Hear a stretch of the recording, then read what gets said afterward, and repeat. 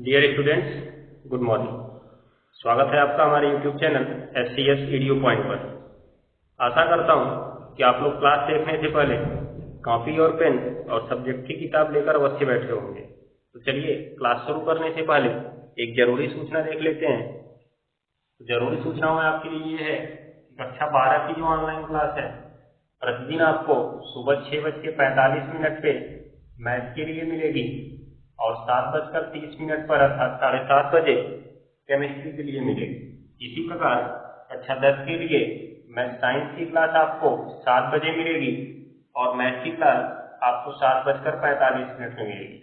ये क्लास आपके लिए प्रतिदिन उपलब्ध होगी। आप इस क्लास को दिन में चाहे जब देख सकते हैं, और अगर आपको क्लास अच्छी लगे, उपयोगी लगे, तो इसे शेयर करके अपने अन्य दोस्तों तक अवश्य पहुंचाएं। और अगर आपको वीडियो अच्छी लगी हो तो इसे आप लाइक भी अवश्य कीजिएगा। तो चलिए आपका समय बर्बाद किए बिना हम देखते हैं आज की क्लास में क्या है। तो चलिए क्लास शुरू करते हैं।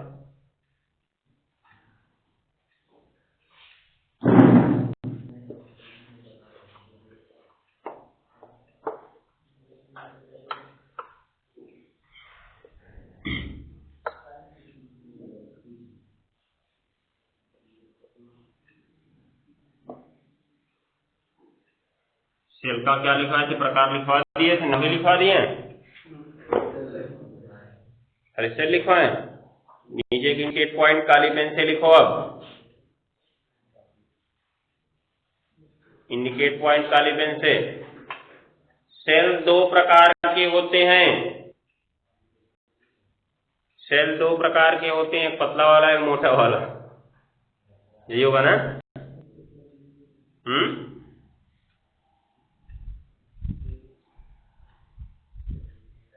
एक ईवर रेडी का और एक निप्पो वाला।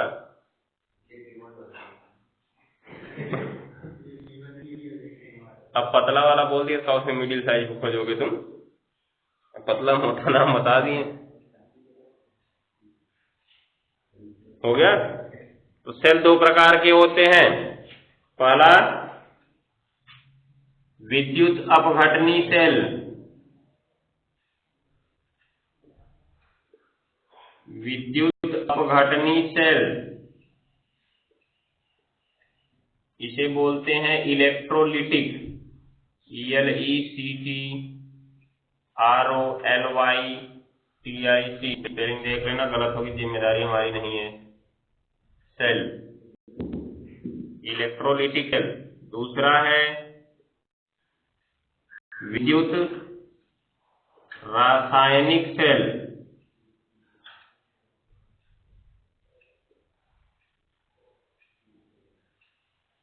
विद्युत रासायनिक सेल, इसको बोलते हैं इलेक्ट्रोकेमिकल सेल।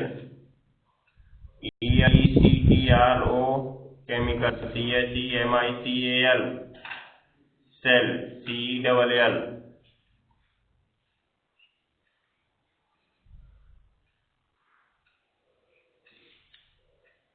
हो गया ना?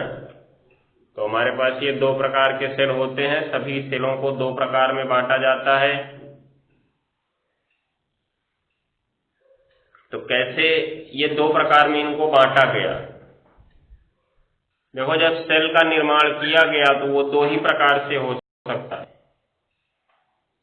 सेल जो होता है जिसमें दो इलेक्ट्रोड आपस में जुड़े हुए रखे होते हैं, ठीक है।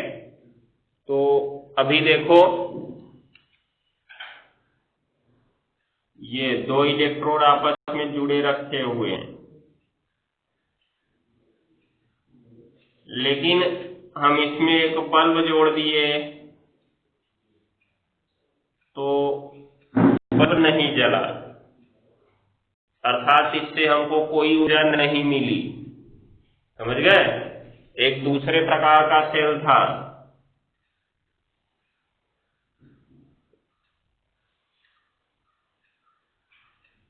उसमें जब बल्ब को हमने जोड़ा तो बल्ब जलने लगा, बल्ब में प्रकाश उत्पन्न हो गया और ये दिखने लगा कि सेल लिखा हुआ है, ठीक है। तो अभी ध्यान दो, इधर यहाँ देखो, इसके ऊपर कुछ नहीं दिख रहा है लिखा हुआ, लेकिन यहाँ लिखा हुआ तुम लोग को दिख नहीं रहा क्योंकि अंधेरा है वहां पे। समझ गए? तो अब देखो हुआ क्या। पहले प्रकार का जो सेल था उसको जब हमने बल्ब से जोड़ा तो बल्ब नहीं जला, दूसरे प्रकार में जब हमने सेल को जोड़ा तो बल्ब जल गया। संभावना तो हो सकता है ये सेल खराब हो, लेकिन वो वाला नियम हम नहीं देख रहे हैं। क्या करेंगे यहाँ पे, ये सेल ने हमको ऊर्जा नहीं दी, इस सेल ने हमको ऊर्जा दी, मतलब विद्युत ऊर्जा दिया, तभी तो बल्ब जला। तो कैसे दिया, क्या इसमें करंट नीचे से लगाए थे? करंट तो कहीं नहीं लगाए हम। इसका मतलब सेल के अंदर कोई ऐसी प्रक्रिया हुई जिससे विद्युत ऊर्जा उत्पन्न हुई थी, ठीक है, और बल्ब जलने लगा था। तो सेल के अंदर के क्या भरे होते हैं, विद्युत अपघट्य के विलयन भरे होते हैं ना। इन विलयनों में धनायन और कौन होते हैं, ऋणायन होते हैं। इनको इस प्रकार से बनाया जाता है कि धनायन और ऋणायन जब चलना शुरू करते हैं तो रासायनिक प्रक्रिया के फलस्वरूप इनकी रासायनिक ऊर्जा होती है वो विद्युत ऊर्जा में बदल जाती है। किसमें बदलती है, विद्युत ऊर्जा में, और इनमें धारा का प्रवाह हो जाता है और ये बल्ब को जला देते हैं। तो अंदर हुई रासायनिक ऊर्जा, बाहर मिली हमको कौन सी ऊर्जा, विद्युत ऊर्जा। मतलब हुई कौन सी ऊर्जा, रासायनिक ऊर्जा हुई प्रयोग में, और मिली कौन सी ऊर्जा, विद्युत ऊर्जा में। तो ये बदल रहे हैं रासायनिक ऊर्जा को विद्युत ऊर्जा में।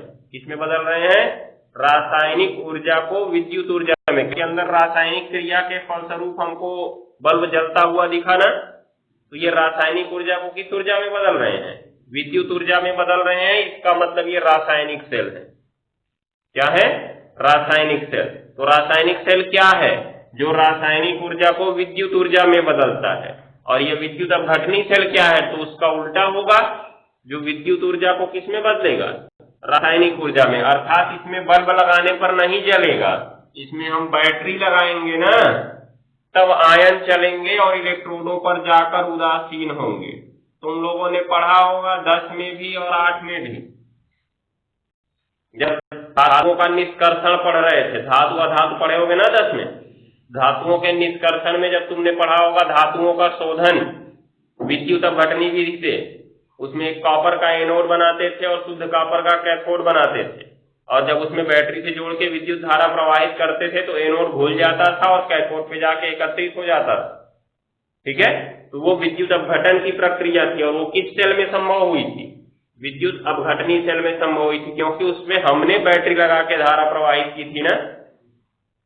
बैटरी हम लगाए थे तब धारा प्रवाहित हुई थी, उसके बाद कॉपर की छड़ गली थी और जाके कैथोड पर एकत्रित हुई थी। तो उसमें ये सेल हमने लगाया, इसलिए वो सेल से हमने उसको कौन सी ऊर्जा दिया, या बैटरी हम जब लगाएंगे तो उसको विद्युत ऊर्जा देंगे ना। तो हमने इसको विद्युत ऊर्जा दिया, और उसने विद्युत ऊर्जा को किस में बदल दिया, रासायनिक ऊर्जा में। आयन चलने से रासायनिक क्रिया होने लगती है ना, रासायनिक ऊर्जा में बदल दिया। इसका मतलब ये विद्युत अपघटनी सेल है। तो ये बल्ब को नहीं जलाएगा, बल्कि बैटरी लगाने के बाद खुद काम करना शुरू करेगा। तो जिसको काम करने के लिए विद्युत की आवश्यकता होती है वो विद्युत अपघटनी सेल हो गया, और जिसकी सहायता से हम लोग विद्युत की प्राप्ति करते हैं या विद्युत ऊर्जा की प्राप्ति करते हैं वो कौन सा सेल हो गया, रासायनिक सेल। तो सीधा सीधा परिभाषा इनकी बन जाएगी, जो विद्युत ऊर्जा को अर्थात हमारी बैटरी की ऊर्जा को रासायनिक ऊर्जा में बदलता है, विद्युत अपघटनी सेल हो गया। जो रासायनिक ऊर्जा को विद्युत ऊर्जा में बदलता है कौन सा सेल हो गया, रासायनिक सेल हो गया, या कहें तो विद्युत रासायनिक सेल हो गया, हो जाएगा। तो परिभाषा लिखो इनकी फटाफट। पहली हेडिंग विद्युत अपघटनी सेल, विद्युत अपघटनी सेल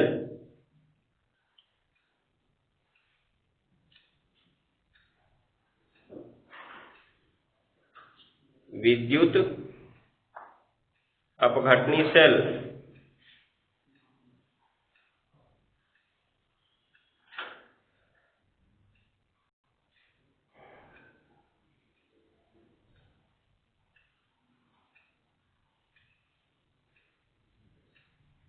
हो गया। तो लिखो इसमें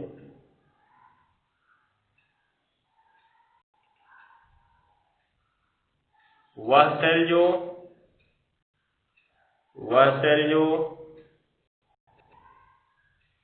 विद्युत ऊर्जा को रासायनिक ऊर्जा में बदलता है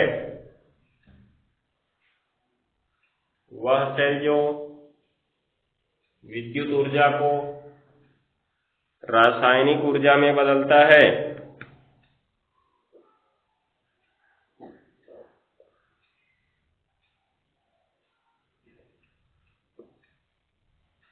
विद्युत ऊर्जा को रासायनिक ऊर्जा में बदलता है। हो गया? क्या कहलाता है? विद्युत अपघटनी सेल कहलाता है।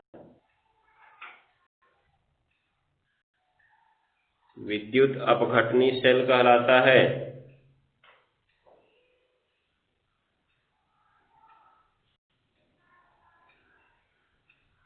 हो गया? नीचे लिखो एक सिंगल इंडिकेट पॉइंट काली पेन से। इस सेल में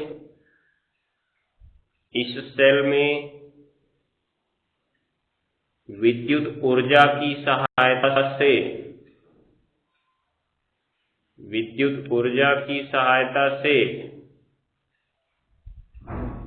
इस सेल में विद्युत ऊर्जा की सहायता से विद्युत अपघट्यों का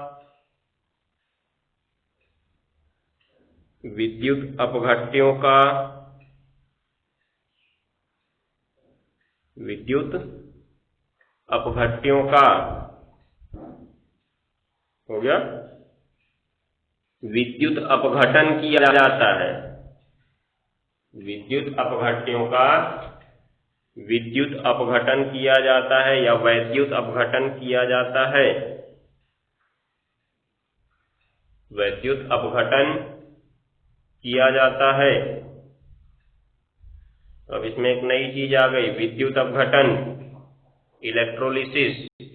क्या है विद्युत अपघटन? हेडिंग नीचे लिखो अब, विद्युत अपघटन। विद्युत अपघटन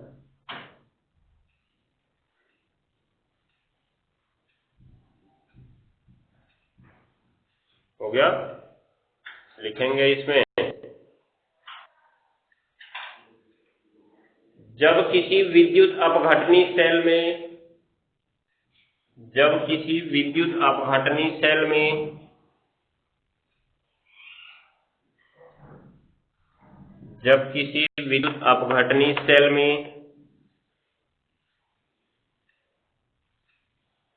हो गया, विद्युत धारा प्रवाहित करते हैं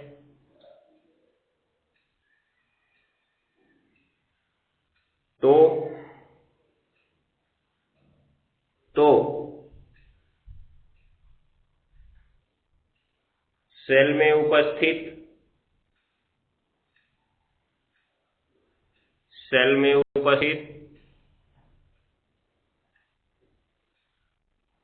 सेल में उपस्थित हो गया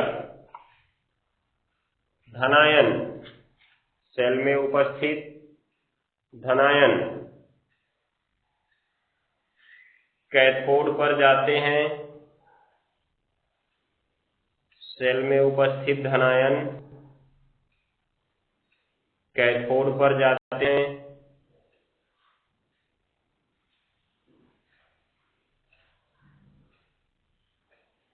सेल में उपस्थित धनायन कैथोड पर जाते हैं और इलेक्ट्रॉन ग्रहण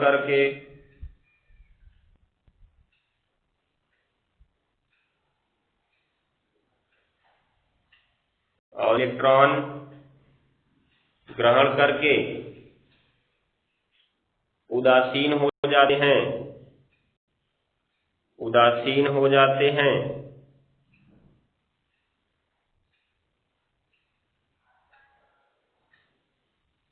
हो गया? तथा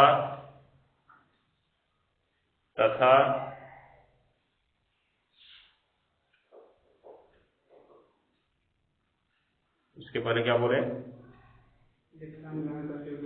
उसके पहले सेंटेंस है पूरा।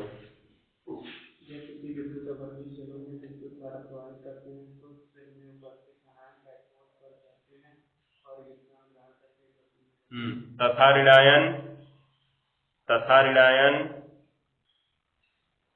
एनोड पर जाते हैं, तथा ऋणायन एनोड पर जाते हैं, ऋणायन एनोड पर जाते हैं और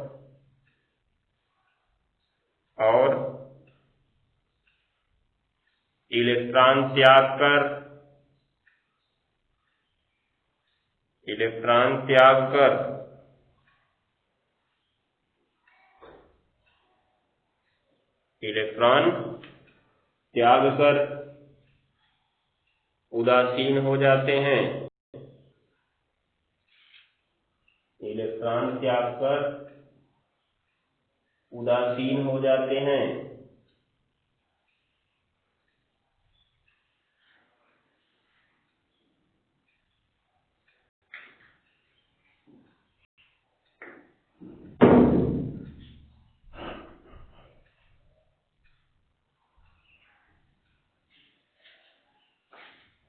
हो गया जी। इलेक्ट्रॉन त्याग कर क्या हो जाते हैं? उदासीन हो जाते हैं। हो गया। अतः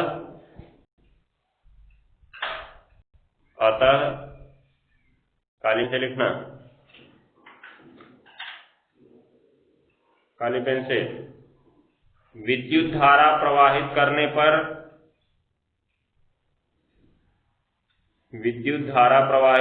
पर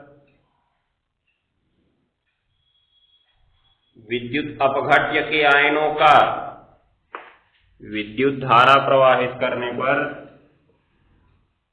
विद्युत अपघट्य के आयनों का विद्युत अपघट्य के आयनों का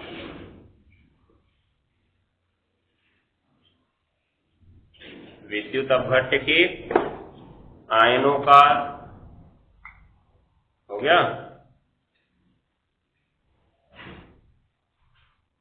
विद्युत अपघट्य के आयनों का इलेक्ट्रोडों पर जाकर उदासीन होना, इलेक्ट्रोडों पर जाकर उदासीन होने की प्रक्रिया लिखना। इलेक्ट्रोडों पर जाकर उदासीन होने की प्रक्रिया, इलेक्ट्रोडों पर जाकर उदासीन होने की प्रक्रिया विद्युत अपघटन कहलाती है।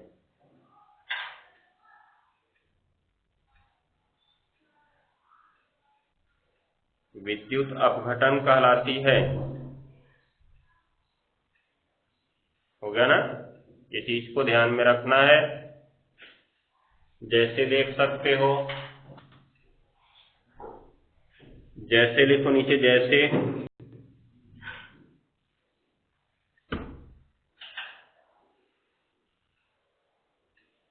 हो गया। एक विद्युत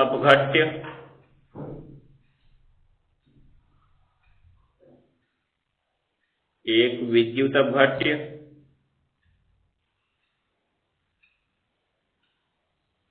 हो गया। NaCl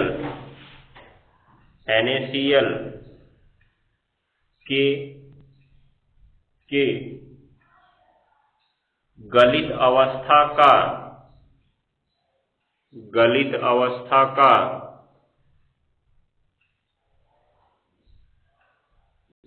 अवस्था का प्लेटिनम इलेक्ट्रोडों की उपस्थिति में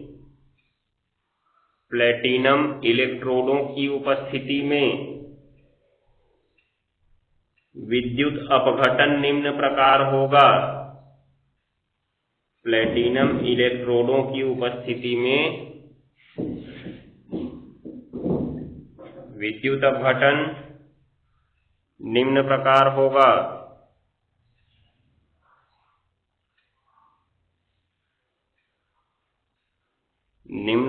होगा। हो गया जी।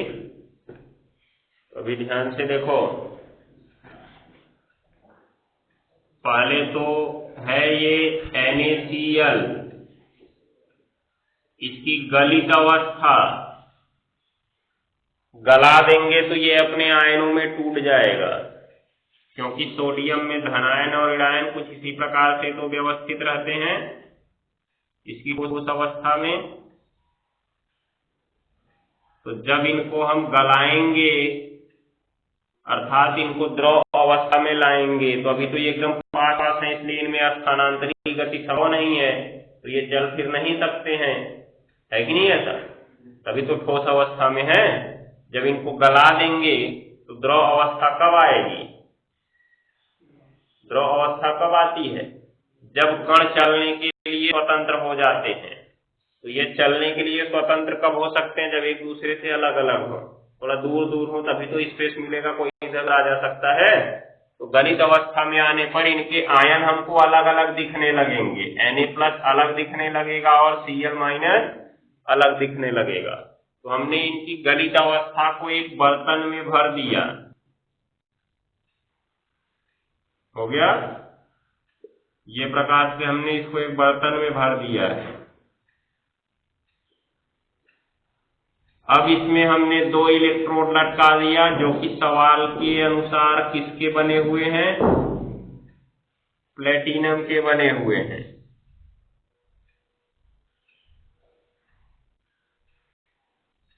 हो गया। इनको हमने बैटरी से जोड़ दिया, जो बड़े सिरे से जुड़ा वो एनोड कहलाया, जो छोटे सिरे से जुड़ा वो कैथोड कहलाया। बैटरी जब दर्शाते हैं तो उसका एक सिरा बड़ा दर्शाते हैं, एक सिरा छोटा। जो बड़ा वाला सिरा होता है वो एनोड होता है और जो छोटा वाला सिरा होता है वो कैथोड होता है। हो गया? एक मिनट, नहीं, बैटरी का बड़ा वाला सिरा कैथोड होता है और छोटा वाला सिरा क्या होता है? एनोड। ये धनावेशित सिरा होता है और ये ऋणावेशित। तो प्लस वाले से जोड़े तो प्लस हो गया, माइनस वाले जोड़े तो ये माइनस हो गया। ये याद रख कर, अभी इसके बारे में हम पूरा समझेंगे जब रासायनिक सेल पढ़ेंगे तब। बस ये जानते रहो, इसका बड़ा वाला सिरा धनात्मक और छोटा वाला सिरा ऋणात्मक। उस हिसाब से ये एनोड होना चाहिए, ये क्या होना चाहिए? कैथोड होना चाहिए। लेकिन ऐसा नहीं होता, ये उल्टा होता है इसका। इसमें एनोड धनावेशित है, कैथोड क्या है? ऋणावेशित। इसका एनोड ऋणावेशित होता है, कैथोड क्या होता है? धनावेशित होता है। क्योंकि चिन्ह से एनोड कैथोड की पहचान नहीं होती है। कल जब एनोड कैथोड लिखवा रहे थे तो क्या उसमें चिन्ह बताया था हमने? नहीं, क्या बताया? ऑक्सीकरण और अपचयन। तो ऑक्सीकरण और अपचयन से एनोड कैथोड की पहचान होती है। जिसमें ऑक्सीकरण होता है वो एनोड होगा, जिसमें अपचयन होता है वो कैथोड होगा। तो हम प्लस माइनस देख के नहीं इसको एनोड कैथोड बता रहे हैं। अभी इसके जो आयन है ना वो बताएंगे कि ये एनोड है कि कैथोड है। कैसे? देखो, इसमें कौन सा आयन रहेगा जी? Na+ और Cl-। तो अब बताओ कौन से हट जाएगा? अभी भूल जाओ कि कौन एनोड है कौन कैथोड है, ठीक है ना? ये Cl- इसकी साइड में आएगा, Na+ इसकी साइड में जाएगा, जाएगा। अब सोचो, Cl- जाएगा एनोड पर। अभी उसमें देखो क्या कहा हमने, जो सेल में उपस्थित धनायन होते हैं कहाँ जाते हैं? कैथोड पर जाते हैं। तो धनायन की चर्चा तो अभी छोड़ो, ठीक है ना? आगे लिखवाया हमने, तथा ऋणायन कहाँ जाते हैं? एनोड पर जाते हैं और इलेक्ट्रॉन त्याग कर उदासीन हो जाते हैं। तो इसके पास एक इलेक्ट्रॉन ज्यादा है ना? अरे कैसे ज्यादा है? ऋणावेश कब आता है? जब इलेक्ट्रॉन ग्रहण करता है ना। तो पेट तो पहले से भरा था, एक इलेक्ट्रॉन और ज्यादा ग्रहण कर लिया, फिर अगर उसको उदासीन करना है तो उसका इलेक्ट्रॉन बाहर निकालना पड़ेगा। अगर किसी को उदासीन करना है तो उसका इलेक्ट्रॉन जो उसने ग्रहण किया वो बाहर निकालना पड़ेगा, या जो कम है उसको देना पड़ेगा। बैलेंस बराबर करना है ना हमको। तो अब क्या होगा यहाँ पे? ये अपना एक इलेक्ट्रॉन त्याग देगा। त्यागने का मतलब उधर हमको मिलेगा, उसके पास था उसने निकाला। पहले तो हमारे पास नहीं था ना वहां पे जब हमने Cl- को लिया, लेकिन बाद में हमको मिल गया। तो जो बाद में मिलता है वो सारा का सारा क्या कहलाता है? उत्पाद कहलाता है, प्रोडक्ट कहलाता है। जो हमने लिया वो अभिकारक और जो से मिला वो क्या? उत्पाद। तो हमने क्या लिया? Cl माइनस, तो हमको एक इलेक्ट्रॉन मिल गया ना, इसका मतलब वो कहाँ जाएगा, उत्पाद की ओर जाएगा, ये ध्यान में रखे ना। उसके बाद देखो Cl तो कभी अकेला रहता नहीं है, इसलिए यहाँ पे 2 करना पड़ेगा, तो ये क्या बन जाएगा Cl2, और एक Cl माइनस में एक इलेक्ट्रॉन त्यागा, तो यह कितना इलेक्ट्रॉन त्यागेगा, 2 इलेक्ट्रॉन त्यागेगा। ये प्रक्रिया आप देखो ऑक्सीकरण की है कि अपचयन की है, ऑक्सीकरण और अपचयन कुछ दिमाग में है, नहीं है, क्यों रहेगा, कोई जरूरत ही नहीं। ऑक्सीकरण क्या है, वह प्रक्रिया जिसमें इलेक्ट्रॉन निकलते हैं, वह प्रक्रिया जिसमें इलेक्ट्रॉन निकलते हैं। तो बताओ इसमें इलेक्ट्रॉन निकल रहे हैं कि नहीं, निकल रहे हैं ना, क्यों, क्योंकि इसके पास था, इसने निकाल दिया, उसमें पढ़ लो ध्यान से, इलेक्ट्रॉन त्याग कर उदासीन हो जाता है। उसी में स्पष्ट हो जा रहा है कि ऋणायन एनोड पर जाते हैं और इलेक्ट्रॉन त्याग कर अर्थात निकाल कर, त्याग मतलब निकालना एक ही है, त्याग कर या निकाल कर क्या हो जाते हैं जी, उदासीन हो जाते हैं। तो यह त्याग रहा है या निकाल रहा है, तो यह कैसी प्रक्रिया है, ऑक्सीकरण। वह प्रक्रिया जिसमें किसी पदार्थ से अर्थात कहे तो किसी कण से, परमाणु अणु या आयन से इलेक्ट्रॉन निकलते हैं, क्या होते हैं, इलेक्ट्रॉन निकलते हैं, ऑक्सीकरण कहलाती है। तो इसमें इलेक्ट्रॉन निकल रहा है, ऑक्सीकरण कहलाएगा। ऑक्सीकरण पहचानने का एक अच्छा तरीका है, अगर उत्पाद की तरफ इलेक्ट्रॉन प्लस चिन्ह में दिखे तो ऑक्सीकरण है, अगर उत्पाद की तरफ मतलब प्रोडक्ट साइड में इलेक्ट्रॉन प्लस चिन्ह में दिखे तो वह क्या है, ऑक्सीकरण है। ये बात को याद रख लो। तो इसमें हमको उत्पाद की साइड में इलेक्ट्रॉन प्लस में दिख रहे हैं ना, तो ये क्या है, ऑक्सीकरण अर्थात ऑक्सीडेशन है। दूसरी स्थिति देखो, ये तो हमारी प्रक्रिया हो गई, कहां पर गया था जी, ये धनावेशित सिरे पर ना, तो ये कहां क्या हो गया, ये जहां Cl माइनस गया वो क्या हो गया, ऑक्सीकरण। और ऑक्सीकरण किस पर होता है, एनोड पर। इसका मतलब ये वाली प्रक्रिया किस पर हुई थी, एनोड पर। तो इस वाले सिरे को हम क्या कहेंगे, एनोड कहेंगे, कहेंगे ना। तो क्या एनोड का निर्धारण चिन्ह से हुआ, नहीं, ये जो ऑक्सीडेशन की प्रक्रिया हुई इसके कारण हुआ, हो गया ना। हमने तो पहले नहीं बताया था कि एनोड था, जब हमने देख लिया ऑक्सीकरण है तब हमने जाना कि ऑक्सीकरण जहां पर होता है उसे क्या कहते हैं, एनोड कहते हैं। इसका मतलब जो विद्युत अपघटनी सेल का एनोड होता है कैसा होता है, धनावेशित होता है। कैसा होता है जी, धनावेशित। और जबकि कैथोड तब उसका उल्टा चिन्ह का हो जाएगा, ऋणावेशित। इसकी प्रक्रिया समझ लो। दूसरा बचा है Na+, वो जाएगा। तो अभी देखो इसके पास तो इलेक्ट्रॉन कम है, कम है ना, तो क्या जाके और त्याग देगा, नहीं, और नहीं त्यागेगा, और त्यागेगा तो और धनायन आ जाएगा। इसको अगर उदासीन करना है तब हमें इलेक्ट्रॉन इसे देना पड़ेगा, वो हमको नहीं देगा, हमें उसे देना पड़ेगा। यहाँ Cl माइनस ने हमको दिया था, हमने उसको लेकर रखा था, उसको देखिए, ठीक है। जो Cl माइनस ने दिया था वही इलेक्ट्रॉन हम इसको दे देंगे, तो क्या हो जाएगा, यानी प्लस को इलेक्ट्रॉन की जरूरत थी ना, तो इलेक्ट्रॉन को हम दे दें। तीर के बाद इसको इलेक्ट्रॉन मिल गया, खुश हो गया, पेट भर गया, आवेश खत्म हो गया, हो गया ना। तो इस बार इलेक्ट्रॉन किधर साइड में प्लस में दिखे, अभिकारक की साइड में दिखे ना, इसका मतलब ये क्या है, अपचयन। तो ऑक्सीकरण अपचयन पहचानने का एक अच्छा तरीका है कि अगर उत्पाद साइड में इलेक्ट्रॉन प्लस में दिखे तो ऑक्सीकरण अर्थात ऑक्सीडेशन, और अभिकारक साइड में इलेक्ट्रॉन प्लस में दिखे तो अपचयन अर्थात रिडक्शन, ठीक है।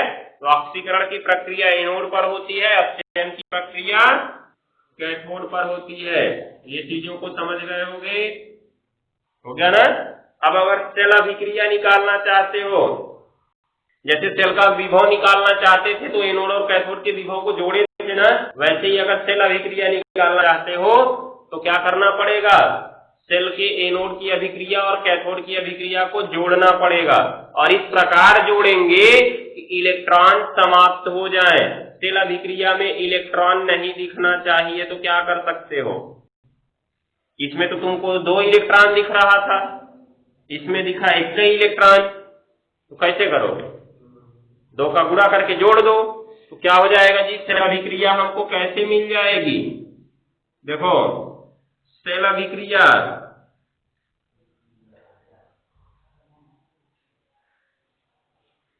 सेल अभिक्रिया हमको मिलेगी 2Na प्लस, क्योंकि 2 का गुणा करोगे ना इसमें, ध्यान देना, 2 का गुणा करोगे 2Na प्लस और प्लस 2Cl माइनस, इसमें 2 का गुणा हुआ, 2 इलेक्ट्रॉन इधर है और इसमें 2 इलेक्ट्रॉन इधर है, चिन्ह समान है ना दोनों का, दोनों क्या हो जाएंगे, कट जाएंगे, तीर के बाद बच जाएगा 2Na बच जाएगा, क्योंकि 2 का गुणा होगा, और क्या बच जाएगा जी, Cl2। हम यही कर देते हैं 2Na, क्योंकि इसमें 2 इलेक्ट्रॉन दिया था ना, तो 2Na बन गया। हो गया ऐसा काम, हो जाएगा। तो इस प्रकार से क्या हुआ, अगर एनोड की और कैथोड की अभिक्रिया को जोड़ दें तो हमें कौन सी अभिक्रिया मिल जाएगी जी, सेल अभिक्रिया मिल जाएगी। और इस प्रकार जोड़ना है कि दोनों पक्षों के इलेक्ट्रॉन कट जाएं, अगर इलेक्ट्रॉन बच रहे हैं तो वो सेल अभिक्रिया नहीं कही जाएगी। वैसे पूछा जा सकता है कि NaCl के विद्युत अपघटन में सेल अभिक्रिया बताओ, ठीक है ना, तो इसको कर सकते हो तुम, कहां तक लिखे, निम्न प्रकार होगा, तो इसको लिख लो, ये बना लो, चित्र बनाओ, फिर ये तीनों लिख लो। तो हमने देखा यहाँ पे कि हमने एनोड कैथोड की पहचान कैसे की, ऑक्सीकरण और अपचयन के आधार पर। जब हमने देखा ऑक्सीकरण हो रहा है तो कह दिए एनोड है, अपचयन हो रहा है तो कैथोड है, ये ध्यान दिए रहना। अब इसमें एक चीज को याद रखते रहो, क्या याद रखते रहोगे,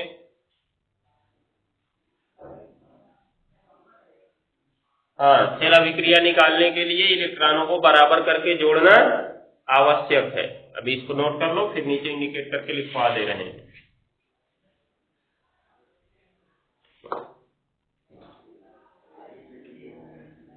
नीचे लिखो एक इंडिकेट पॉइंट, इंडिकेट पॉइंट,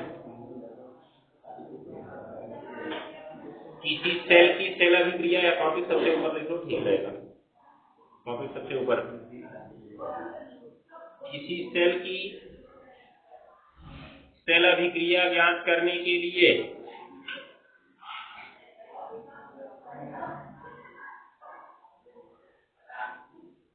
किसी सेल की सेल अभिक्रिया ज्ञात करने के लिए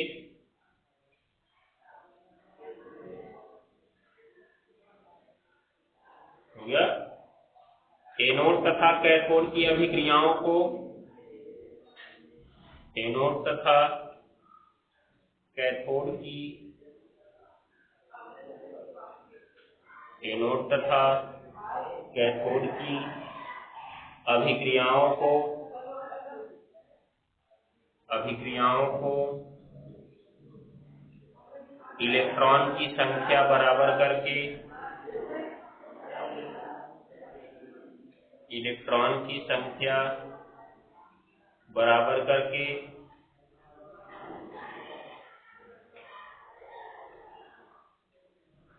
जोड़ देते हैं, जोड़ देते हैं, जोड़ देते हैं। हो गया ना, ये चीज को ध्यान में रखना है। चलो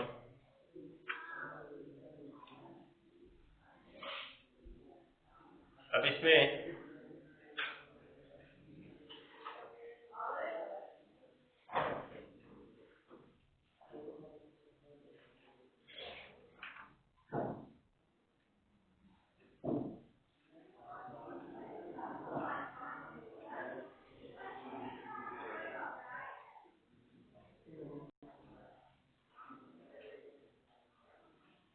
अगली हेडिंग लिखो, अब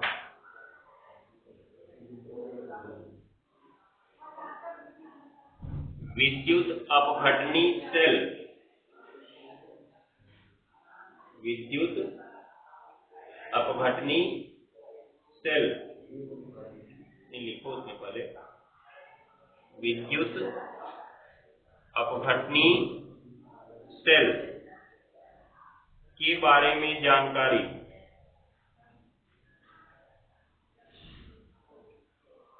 विद्युत अपघटनी सेल के बारे में जानकारी।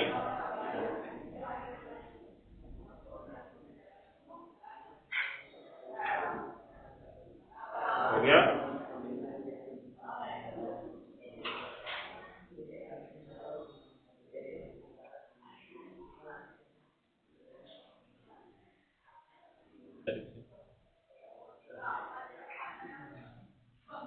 इसमें लिखो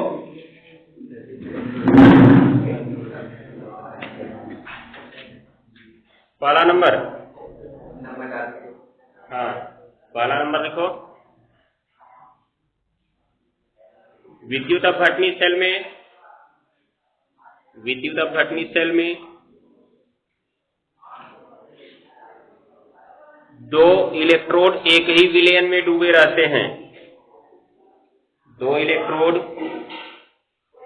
एक ही विलयन में डूबे रहते हैं।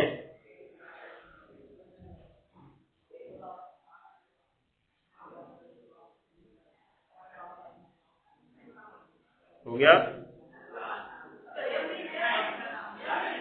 हो गया ना? आगे लिखो दूसरा नंबर।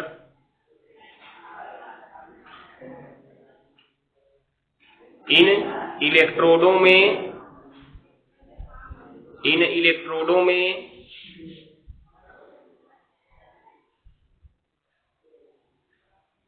हो गया? वह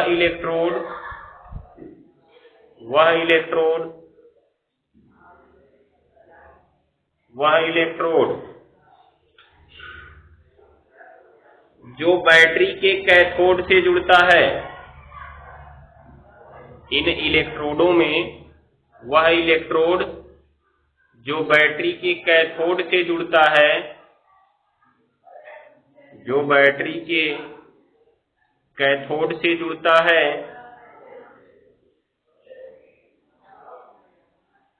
एनोड कहलाता है।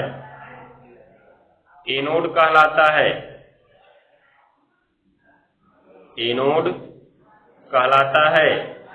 तथा जो बैटरी के एनोड से जुड़ता है वो कैथोड कहलाता है।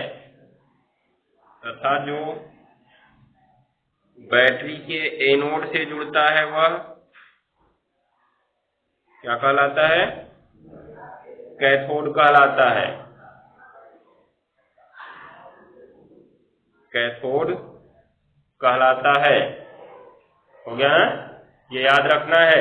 उल्टा होता है, बैटरी का कैथोड से जुड़ा तो एनोड कहलाएगा, एनोड से जुड़ा तो कैथोड कहलाएगा। भी इसकी चर्चा हम लोग समझेंगे ऐसा हुआ क्यों था। ठीक है, चलो बाकी इसका कल पढ़ेंगे, टाइम ज्यादा हो रहा है।